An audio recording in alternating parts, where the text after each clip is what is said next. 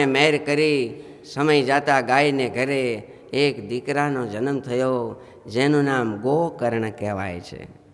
Go એટલે ઇન્દ્રિયો, go એટલે ભગવદ્ વાર્તા, એમાં જ જેના કાન છે, એમાં જ જેનું મન છે, એને ગોકર્ણ કહેવાય. આ બાજુ ધૂંધુકારી ઓલું જે બાઈ હતી એની બેનપણી દીકરો લાવ્યો.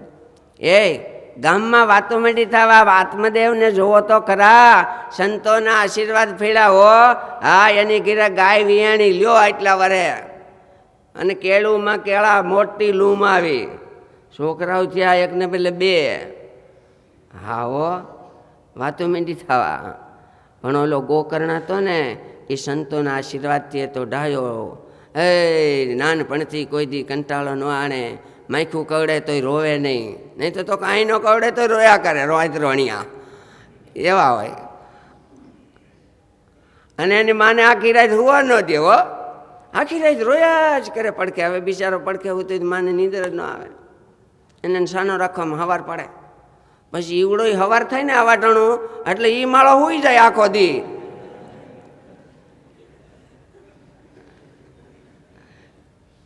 એ બધા માગણા વાળા કહેવાય.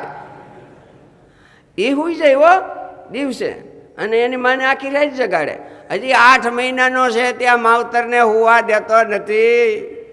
મોટો થાય તે હું કરીશીએ.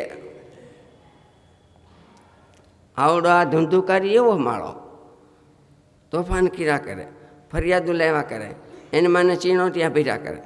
પણ હવે મોટી ઉંમરે થયો એટલે અભાવ ન આવે. પણ પાડોશીઓમાંથી ફરિયાદો માંડી આવવા, છોકરાઓને છે ને મારે, એને ઢીકા મારે, ગડદા મારે, કોણીઓ મારે. હાલે આપણે નાવા જાય એમ કરીને નદીએ નાવા લઈ જાય ને એને ઉડાડીને માથે બેસી જાય. આવા હોય તો ઊંધા ગઢા બાપા પર બેઠા હોય ને એની લાકડી હેરવીને લઈ જાય, વાહે જઈને કોકા. એ તો નહીં મારતો હોય, પણ અટાણે ઘણા એવા હોય.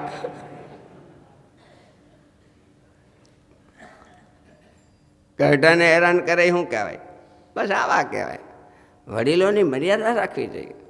વડીલોને આખા જીવનનો અનુભવ એ આપણા સરકાર પણ 60 વર્ષે પેન્શન આપીને કેટલું મફત ટિકિટ, અડધી ટિકિટ, કારણ કે વડીલો એણે આખી જિંદગી રાષ્ટ્ર માટે, કુટુંબ માટે બિચારા નીચોવાઈ ગયા. આપણું જે કોઠારી સ્વામી છે આ વડીલ, આપણે નથી મહિમા સમજતા, સમજવો જોઈએ. કોઈ નહોતું તેથી એ હતા. શાસ્ત્રીજી મહારાજ પાસે કોઈ નહોતું તેથી એ હતા. અને એણે કેવા દાખલા કર્યા સાંભળી તો આપણને થાય કે હજી પાછા એટલા દાખલા કરે. રાતે આંટો મારીને લાઇટું બાઇટું કંઈ બળતી હોય તો ઠારી નાખે. અમે તો સૂઈ જાય, નીંદર ન આવે તો ઉપાધિ લ્યો. એટલે વૃદ્ધોનો આદર રાખવો જોઈએ, માન જાળવવું જોઈએ. આપણા વડીલ હોય કે કોઈ પણ ના વડીલ, એ વડીલ છે. તો ધૂંધુકારી તો આવો હેરાન કરે માળો. ધીમે ધીમે આત્મદેવ કંટાળી ગયા. હે ભગવાન, દીકરો તો દીધો પણ દીપડા દીધો દીપડો, દીકરો તો દીધો પણ દીપડો દીધો, દીપડા જેવો દીધો ભગવાન. આના કરતાં ન હોત તો સારું હતું. મેં ઓલા સંન્યાસી મહારાજને બહુ આગ્રહ કર્યો, એ મને ના પાડતા હતા, પણ હવે સમજાણું તો ખરું, પણ મોડું થઈ ગયું. હવે શું કરવું? આના કરતાં તો ન હોય હારા. અટાણે ઘણા મા બાપ એમ કહેશે કે નહીં, બસ આના કરતાં પાણા હોત તો કંઈક સણવામાં તો કાયમ આવત. નથી માં કહેતા? એ ધૂંધુકારી તે દી હતો ને આજ નથી, આજે હોય. આવી રીતે માવતરને કંટાળા આણે ને એ ધૂંધુકારી જ કહેવાય. માવતરને હાથ જોડાવે, એ બાપા તમે કંઈક સમજો, સમજો, હવે સમજો. એ હાથ જોડાવી દીધા, અમે હવે જાજુ નહીં જીવીએ, 2 પછેડી માંડ ફાડશું, બાપા સમજો. બસ આ એનું લક્ષણ. અને ગોકર્ણે પિતાજીની પાસે જઈને વાત કરી, પિતાજી આ સંસાર દુઃખરૂપ છે, હું બીજું શું કહું? તમે તો મારા માવતર છો. જો અમે 2 ભાઈઓ, તમને કોઈ દી શાંતિ મળી નહીં. હવે તમે ઉંમર લાયક, મને એમ થાય છે કે આના કરતાં મૂકોને પડ્યું.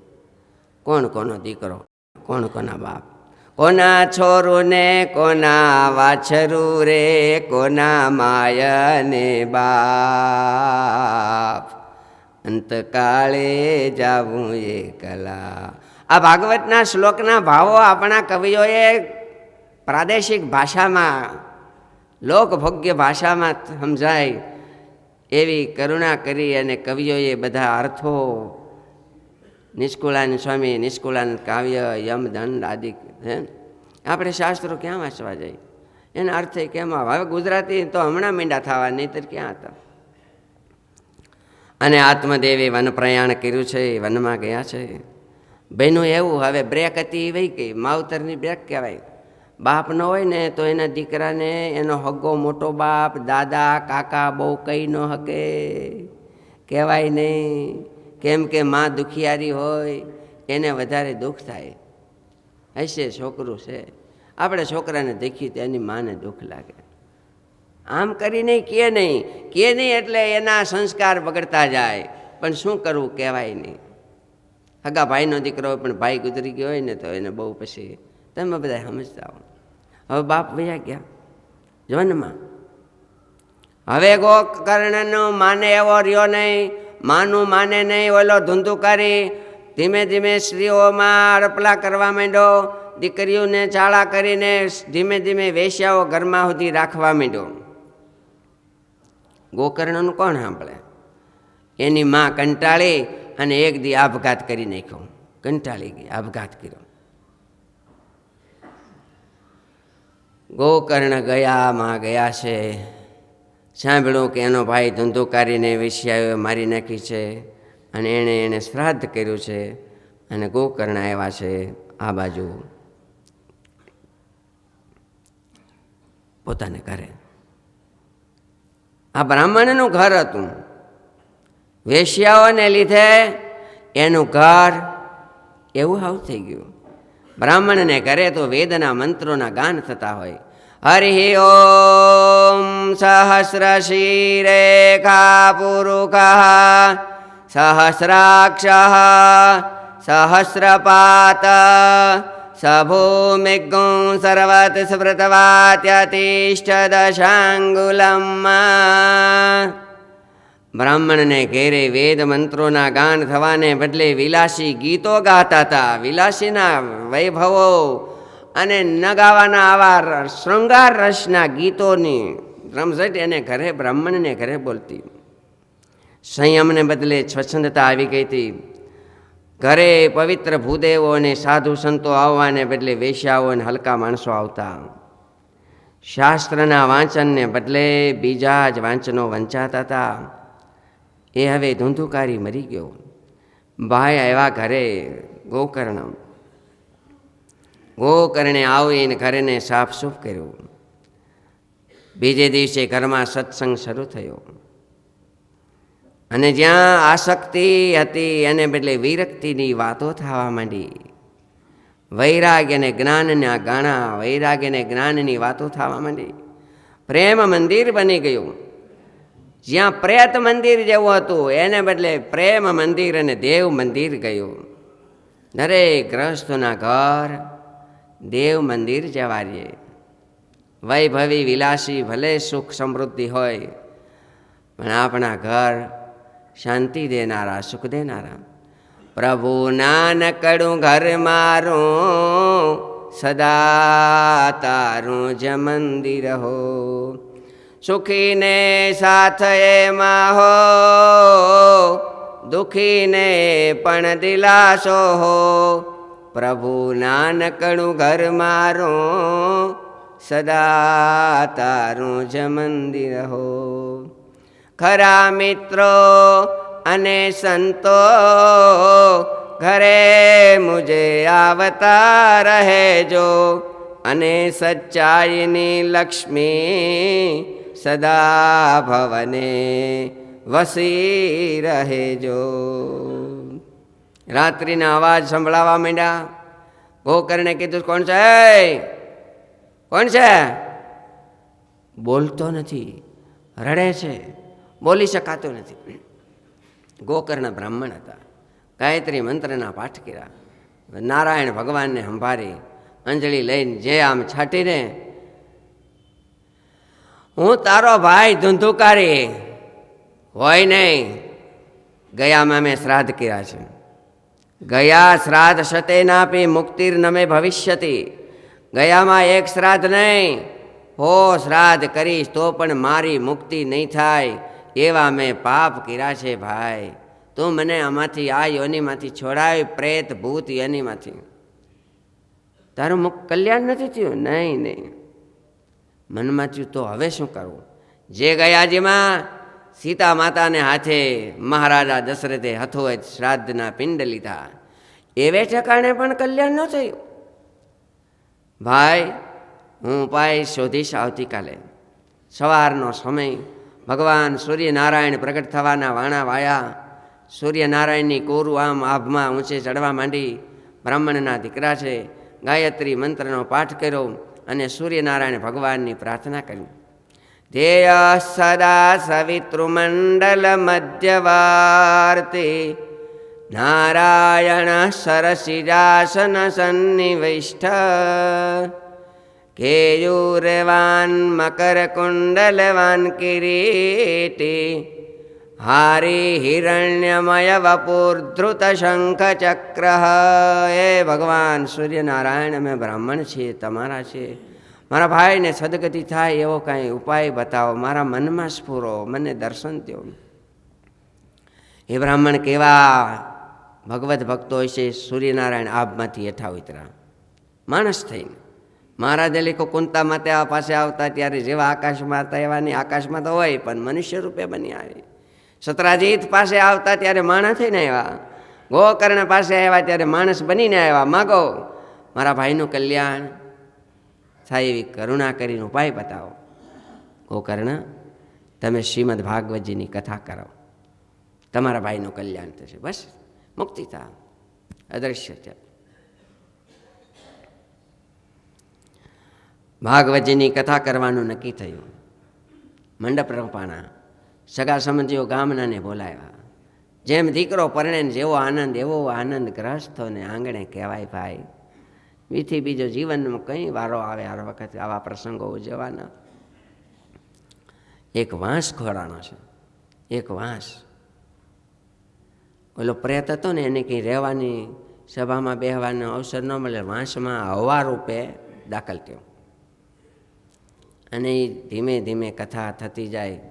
એમ કહેવાય છે કે ગાંઠું તૂટતી ગઈ. 7મા દિવસે પ્રેત મટી અને ભગવાનના પાર્ષદ જેવું દિવ્ય રૂપ ધારણ કરી ભગવાનના પાર્ષદો તેડવા આવ્યા વિમાન લઈ. ગોકર્ણે હાથ જોડ્યા, મહારાજ મેં કથા કરી, આ બધાએ સાંભળી, અને એક જ વિમાન કેમ લાવ્યા? બધાને કેમ તેડવાનું આવ્યા?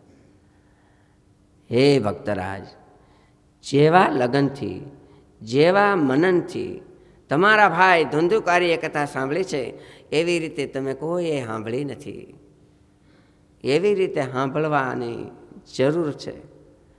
ફરીને કરી એમ કહેવાય હો. અને બધા ધામમાં ગયા.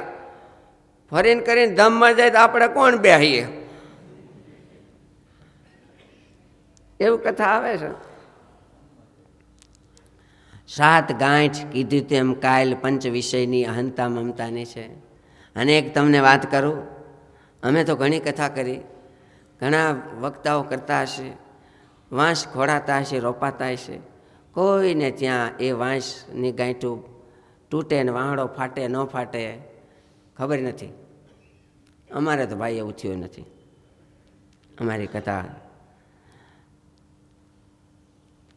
વિધિ છે તો રોપતા હશે, પણ પંચ વિષયની અને અહંતા મમતાની ગાંઠ છૂટે તો એ વાહડાની ગાંઠું છૂટી જ કહેવાય. શાસ્ત્રીજી મહારાજે આશરે 70-80 વર્ષ પહેલાં મોટી કુંકાવામાં એક હરિભગત મંદિરની પાસે કરો કંઈક પડ્યો ને કરા પાયામાં હતા ને દટાઈ ગયા, મૃત્યુ થયું. અને શાસ્ત્રીજી મહારાજને એમ થયું મંદિરની પાસે કરો પાયો લેતા પડ્યો છે અને એનું મૃત્યુ થયું. કુટુંબને એમ હોય, હરિભગત હોય એટલે કાંઈ વિરોધ કાંઈ બહુસાતુંસી એસે મારા દીકરો સેવા કરતા, સ્વામીની હાજરી, સ્વામી પડખે ઊભા હતા ને એમાં કરો પડ્યો, એવું સ્વામી લગભગ વાત કહેતા. મારા દીકરાનું ભગવાને ભલું કર્યું, કલ્યાણથી, બીજું શું? આમ તો વહેલા મડો મરવાનો હતો ને.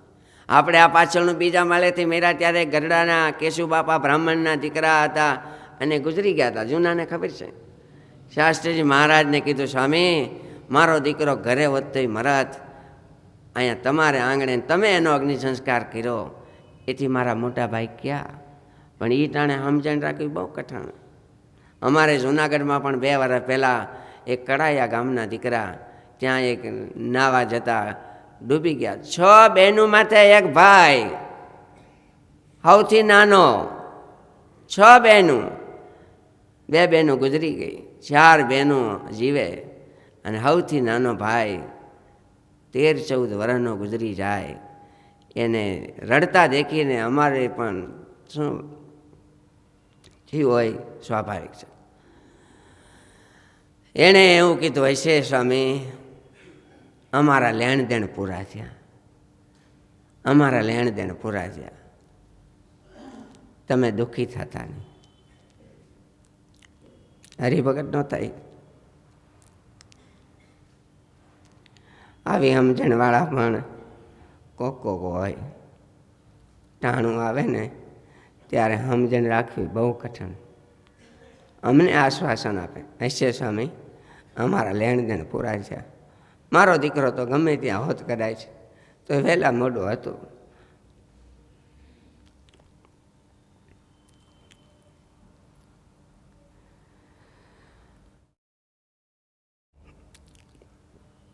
આ બાજુ ગોકર્ણે કથા કરી અને ધંધુકારીનું કલ્યાણ થયું, બધાનું કલ્યાણ થયું. ભાગવત, શ્રીમદ ભાગવતની કથા, એનો મહિમા અતિશય આવો મોટો છે. હવે સનકાદિકો કુમારો એમ કહે છે કે આ ભાગવતની કથાનું સાંભળવાનું ફળ કોને મળે? સાંભળવાથી ન મળે, કેવા હોય એને મળે. ગુરુના વચનમાં વિશ્વાસ રાખનારે અને સાંભળનારાને પૂરું ફળ મળે. દીનતા જોઈએ, દોષનો ત્યાગ કરેલો હોવો જોઈએ, સંયમ નિયમ પાળતા હોવા જોઈએ, એકાગ્ર મનથી બરાબર કથા સાંભળતા હોય, એનું શ્રવણ અને મનન કરતા હોય અને જીવનમાં જીવતા હોય, એને આ શ્રવણનું ફળ મળે છે. સનકાદિકો નારદજીને હવે સપ્તાહ શ્રવણની વિધિ કહે છે. 7 દિવસ સુધી કથા કેમ સાંભળવી, કથા ક્યાં કરવી, શુભ મુહૂર્તમાં કરવી, ક્યાં કરવી. હવને ઘરની ઈચ્છા હોય અમારે ઘર આંગણે થાય, પણ સગવડતા ન હોય તો ગામને ગોંદરે કરે, જ્યાં ગાયું બંધાતી હોય, મોટો હોલ હોય, મોટી વિશાળ જગ્યા હોય, બેસનારાને ઋતુની અનુકૂળતા આવતી હોય એ રીતે. શિયાળો હોય તો વાડ કરે, ઉનાળો હોય તો પંખા રાખે, પણ સાંભળવામાં વિક્ષેપ ન થાય, સાંભળવામાં દેહનું ચિંતન વધારે ન થાય એવી વ્યવસ્થા આયોજક કરે, જેથી સાંભળવામાં સુખ શાંતિથી મન કથામાં રહી શકે. ક્યાં કરવી? અનુકૂળતા હોય, નદીને કાંઠે, જંગલમાં, જ્યાં ગમે ત્યાં કરી શકો, પણ દેવ મંદિરમાં થાય એ સર્વથી શ્રેષ્ઠ કહેવાય. હવે એના વાંચનારા વક્તા કેવા હોય? ગણપતિ મહારાજનું પૂજન કરીને બધું કરવાનું. એના વક્તા કેવા હોય? તો જીતેન્દ્રિય, સુશીલ, દુરાગ્રહ વિવર્જિત, યથાર્થવાદી, વાગ્મી, શ્રોતૃબોધ નિપુણ. આવા વક્તા નિર્લોભી, નિસ્વાદી, નિષ્કામી, સ્પૃહા રહિત એવા વક્તા. અને શ્રોતા અને વક્તાના હમણાં લક્ષણો આવશે. બે હરખા હોવા જોઈએ. વચનામૃતમાં મહારાજે લખ્યું, વક્તા શુદ્ધો શાંત. શાંત એટલે હું? બોલે નહીં એવો ના બોલે, પણ દોષોથી રહિત, કામ ક્રોધાદિક દોષથી રહિત હોય શાંત કહેવાય. વક્તા શુદ્ધો શાંત અને શ્રોતા ઉત્કૃષ્ટ શ્રદ્ધાવાળા. બસ મને જ કહે છે, મારી માથે જ આવે છે, ઘેરાઘા નહીં. ઘેરાઘામાં કોઈ ચકલાને પાણો લાગે જ નહીં, ફોર દઈને ઉડી જાય, પણ નિશાન લે ને તો તાકી દે. એમ ઘેરાઘામાં નહીં, મને જ કહે છે, મારે માટે જ જાણે કહે છે, મારા જ અંગનું કહે છે, મારા મળતું છે.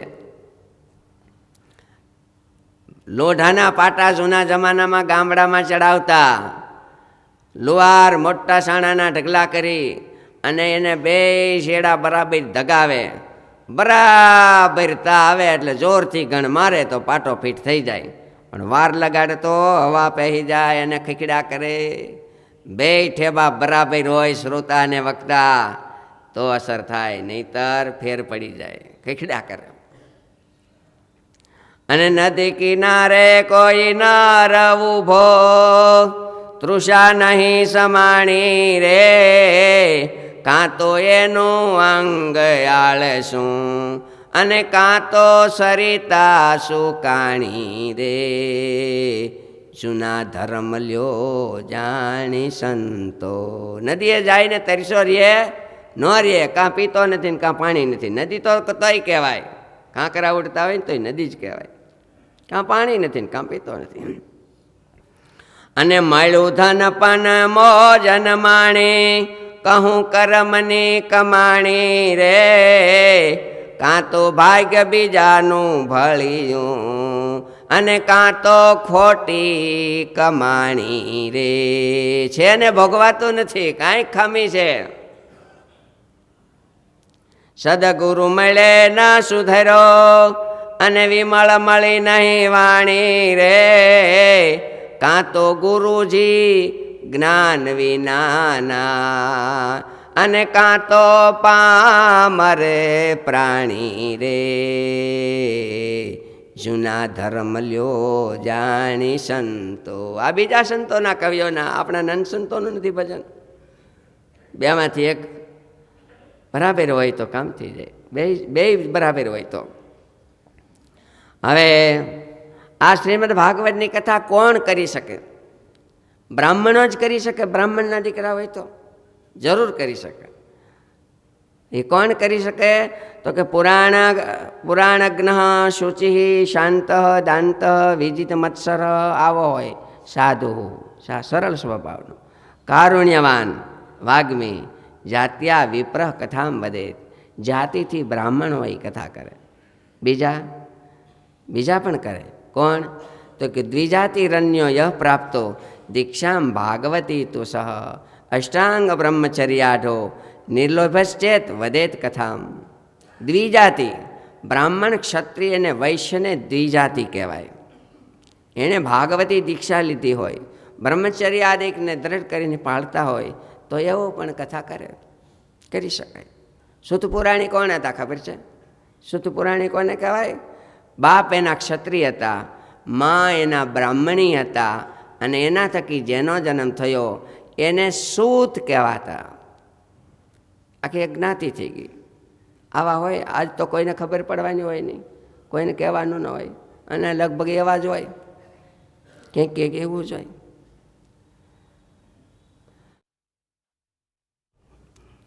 તો બાપ ક્ષત્રિય છે, મા બ્રાહ્મણી છે, એના થકી સંતાન થયા એ પણ કથા કરે છે.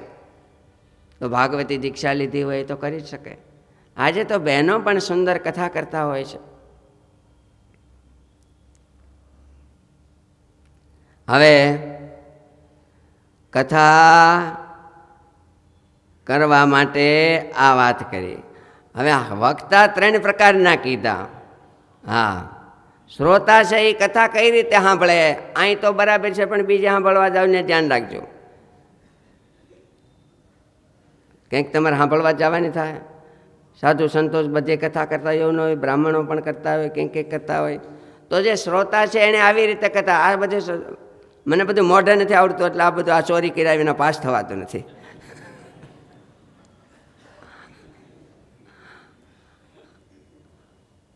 અને આ 40 વર્ષ આમ જ કર્યું છે.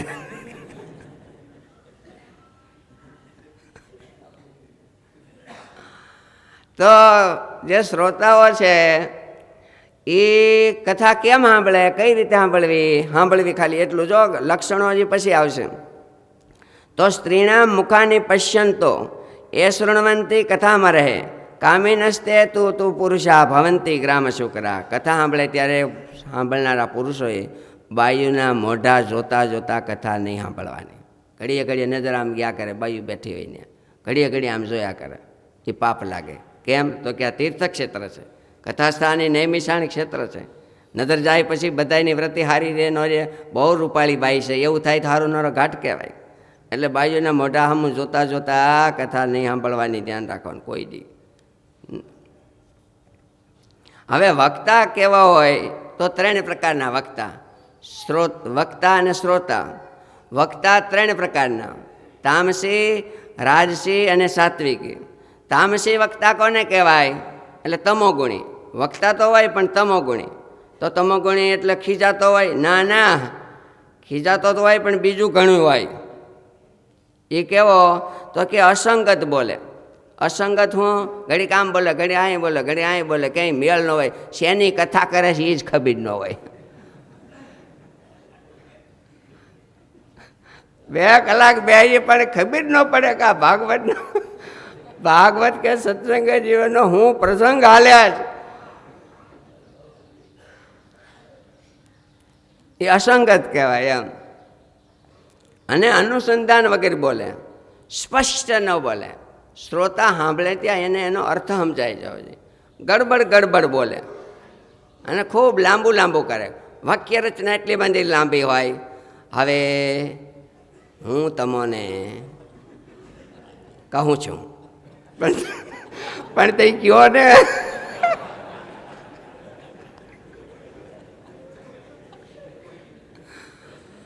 તમારે બધાએ લ્યો. અતિ લાંબુ લાંબુ કરીને કંટાળો જાણે. એ વક્તા હારા પણ તમોગુણી. કથામાં 9 રસની નિષ્પત્તિ એટલે 9 રસ જરવા જોઈએ. શાંત રસ, કરુણ રસ, વીર રસ, હાસ્ય રસ, શૃંગાર રસ, રૌદ્ર રસ. આ 9 પ્રકારના રસો છે. બધા રસોની નિષ્પત્તિ એટલે બધા રસ આવવા જોઈએ. છતાં 2 રસ મુખ્ય, શાંત રસ અને કરુણ રસ. બીજા રસ હોવા જ જોઈએ પણ 2 રસ મુખ્ય. કારણ કે એ મુખ્ય રસમાં જ હૃદય પીગળે. બીજામાં તો ફ્રેશ થવા સારું હોય, બોર ન થાય એટલે. નહીં તો 3 કલાક સુધી એક ધારું એમને એમ કીડા કરી તો કે પણ હવે કંઈ પૂરું કરશે કોણ જાણે. બીજા રસ મુખ્ય નથી હો. રસ કરુણ રસ અને શાંત રસ એનાથી જ અસર થાય, એનાથી જ મીણ પીગળે, એનાથી જ લાખ ઓગળે અને સિક્કા પડે. છતાં બધા રસ આવવા જ જોઈએ. જેનામાં બધાય રસ ન આવે એ તમોગુણી વક્તા કહેવાય.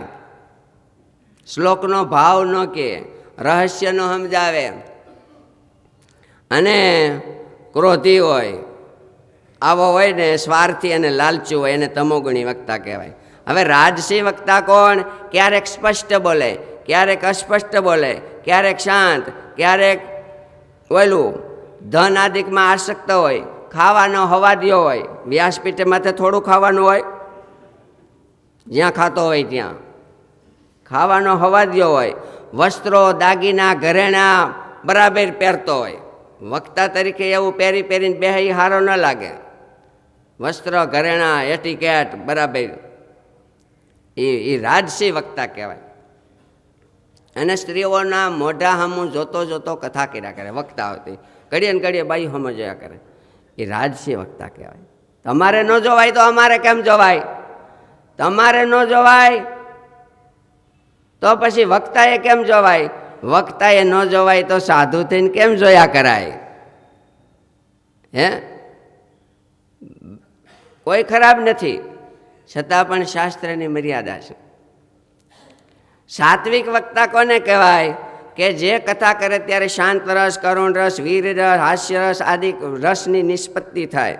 અતિ લાંબુ નહીં, ટૂંકું નહીં એવું બોલે. સંતોષી હોય એવો હોય. અને એ વક્તા હોય એને હવે ખાવું હું તો કે હૃદય ખાવું. અડદિયા ખાઈને બે તો ઉપાય થાય. હું તમને કહું, કાલ સાંજે મને છે ને હમણાં 1-2 દી જરી જરી નીંદર ઉડી જાય. એટલે પછી આના વિચાર કરતાં કરતાં કલાક વહી જાય. આમ કંઈ ઓલું વિચાર હું થાય હું નહીં એવું નહીં, પણ પછી શ્લોક રાયડા કરી આમ કલાક વહી જાય નીંદર. તો આ ગિયાળ સાહેબને મેં કાલે કીધું, સાહેબ હમણાં 2 દીથી આવું થાય છે.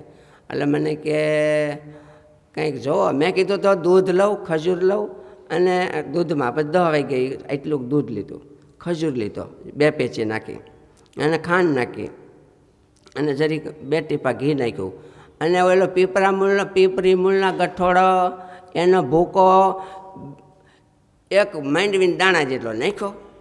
નીંદર તો આવી પણ શરદી થઈ ગઈ. સવારમાં નાહ લઈને બેઠો છું ભાઈ. નીંદર આવી ગયો સાહેબ. એ પીપરી મૂળના ગઠોડા કે દૂધ કે ઘી જીવાય, પણ નીડું એટલે હવે એ ધંધો ન કરાય.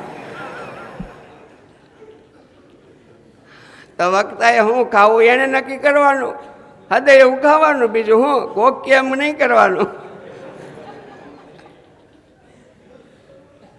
એટલે આ સાહેબે મને પીપરી મૂળના ગઠોડા નહોતો કીધા, પણ મેં કીધું હે સાહેબ આ લઈ તો કે લેવાય, અને વાતે હાજી લેતા હોય, પણ મને નડ્યું એમાં હું કરું.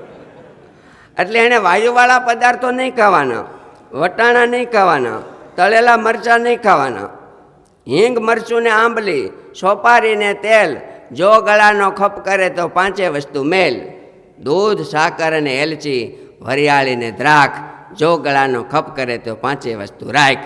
હવે શ્રોતા તામસી કેને કહેવાય? શ્રોતા તામસી એને કહેવાય કે શ્રદ્ધા ન હોય અને ઈર્ષાળુ હોય. રાજસી એને કહેવાય પૈસા હોય છતાં દાન બહુ દેતા ન હોય, દાન દેવામાં મંદ શ્રદ્ધા હોય, અસ્થિર ચિત્ત હોય, ચારે બાજુ જોતા જોતા સાંભળતા હોય, આવા હોય. અને સાત્વિક શ્રદ્ધા મને જ કહે છે એમ માનીને સાંભળે એવા હોય. હવે શ્રોતા હોય એને વીરાસનમાં ન બેહાય, આમ કપડાં બાંધીને ન બેહાય, ગોઠણ ઉપર ગોઠણ રાખીને ન બેહાય, પગ ઉપર પગ ચડાવીને ન બેહાય. તો એને કેમ બેહાય? તો કે આ કથા સાંભળે તે નીચું જોઈને ન બેહાય. ઝોલા આવે તો સવારમાં ખાધા પીધા વિના ન આવવાનું, નાસ્તો કરીને નહીં આવતા હોય, પણ નાસ્તો એટલે કરે કે પછી કથામાં સીધું ઓફિસે વ્યૂ જવાય, દુકાને વ્યૂ જવાય, નાસ્તો કરીએ. નાસ્તો કરે એટલે પેટ ભારે થઈ જાય, અને પછી હાજ પાડ્યા કરે.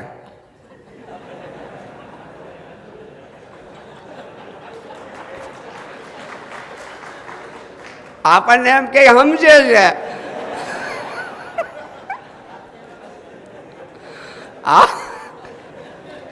આપણને એમ કે સમજે છે. આવા આગળ નહીં બેવાનું ભાઈ, અમારી ઉપર દયા રાખવાની વક્તા ઉપર. ઝોલા આવે નહીં બેવાનું, અને માળા કરવી હોય તો ધ્યાન રાખવાનું. આવા શ્રોતા અને વક્તાના લક્ષણો છે, બહુ સરસ.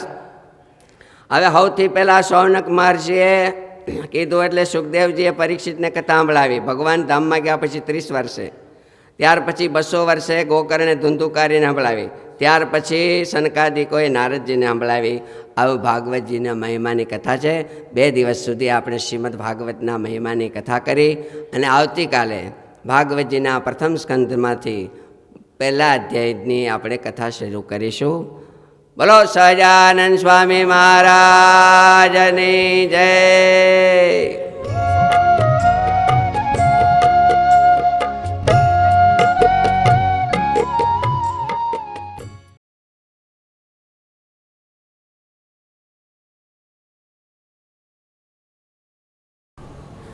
સીતાંબરમ વૈનૈષ્ઠિકવાર્ણિવેશમ પીતાંબરમ તમ નટવર્યવેશમ નવાંબુદશ્યામલસુંદરાંગમ વંદે હરિમ ધર્મસુતમ ચ કૃષ્ણં करारविन्देन पदारविन्दं मुखारविन्दे विनिवेशयन्तं वटस्य पत्रस्य पुटेशयानं बालं मुकुन्दं मनसा स्मरामि श्रीकृष्ण गोविन्द हरे मुरारे हे नाथ नारायण वासुदेव जिह्वे पिबस्वामृतमेतदेव गोविन्द दामोदर माधवेति।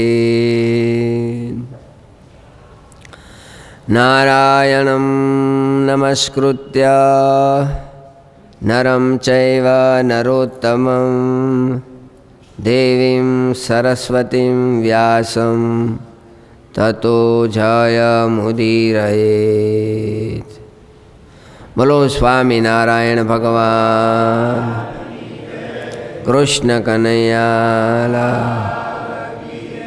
द्वारिकाधीश रामचंद्र भगवान विघ्न विनायक देव कष्टभंजन देव। ओम नमः पार्वती पतये हर हर महादेव हर।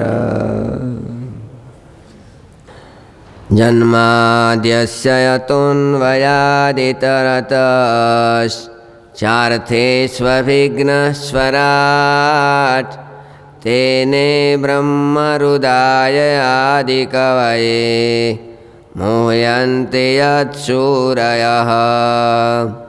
तेजो वारिमृदां यथा विनिमयो यत्र त्रिसर्गो मृषा धाम्ना स्वेन सदा निरस्तकुहकं सत्यं परं धीमहि।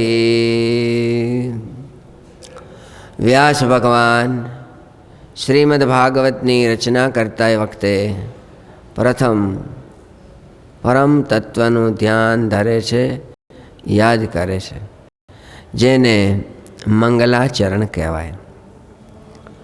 મંગલાચરણ એનું કહેવાય કે જેને યાદ કરવાથી આપણું મંગળ થાય. મંગલાચરણ એનું કરાય કે જેનું મંગળ આચરણ હોય. શાસ્ત્રોની રચના કરતી વખતે પ્રથમ, મધ્યમાં અને અંતમાં 3 વખત મંગલાચરણ કરવાના રિવાજ હોય છે. મંગલાચરણ કરે એટલે બધાના મન સ્થિર થઈ જાય કે હવે કથા શરૂ થઈ. ભટ્ટ બાપા વાંચવા માંડ્યા, કથા હવે શરૂ થઈ. હવે દેશ, કાળ, ક્રિયા, સંગ, સ્થાન આદિકથી પર થઈ હું પણ તે સ્થાનમાં, તે સમયમાં, તે વક્તાની આગળ બેઠો છું, કથા સાંભળું છું. ગુણાતીતાનંદ સ્વામીએ પહેલી વાતમાં એમ લખ્યું, સર્વ સંકલ્પ પડ્યા મૂકીને ભગવાન અને સાધુ એ વાત કરે છે અને હું સાંભળું છું. જેમ ડોળાયેલું પાણી ફટકડી નાખવાથી અથવા થોડી વાર ઘડામાં ભર્યા રહેવાથી એ સ્થિર થઈ જાય, એમ